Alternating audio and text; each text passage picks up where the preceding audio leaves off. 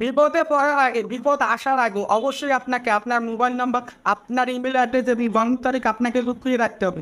এগুলো যদি কেউ হাতিয়ে নেয়, আপনার ইমেল অ্যাড্রেস এবং ফোন নাম্বার, আপনার ফেসবুক অ্যাকাউন্ট খুব সহজে তারা হ্যাক করতে পারবে। তাই আপনাকে নিরাপত্তার জন্য এগুলোকে লুকিয়ে রাখতে হবে। কীভাবে লুকিয়ে রাখবেন চলুন আজকে আমি আপনাদের দেখিয়ে দিচ্ছি, শিখিয়ে দিচ্ছি।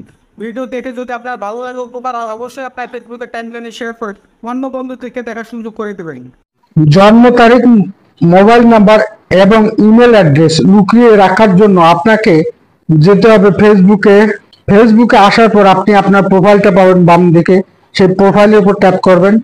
এখান থেকে দেখতে পাচ্ছেন থ্রি ডট, এই থ্রি ডটে ট্যাপ করবেন। দেখতে পাচ্ছেন প্রাইভেসি সেন্টার, এই প্রাইভেসি সেন্টারে যাবেন।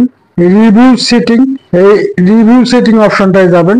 এই যে দেখতে পাচ্ছেন এখানে ম্যানেজ অডিয়েন্স সেটিং, এই ম্যানেজ অডিয়েন্স সেটিং অপশনটায় যাবেন।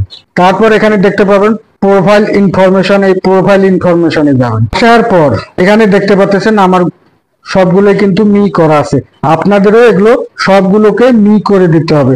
এগুলো আপনি সবকিছু মি করে দিলেই আপনার ফেসবুক আইডি কেউ হাতায় নিতে পারবে না, আপনার ফোন নাম্বার কেউ হাতায় নিতে পারবে না, আপনার জিমেল কেউ হাতায় নিতে পারবে না। ফোন নাম্বার, জিমেল এবং জন্ম তারিখ এগুলো যদি হাতায় নেয়, সেক্ষেত্রে আপনার ফেসবুক আইডি হ্যাক করার অনেক সহজ হয় হ্যাকারদের জন্য। আশা করি বুঝতে পেরেছেন।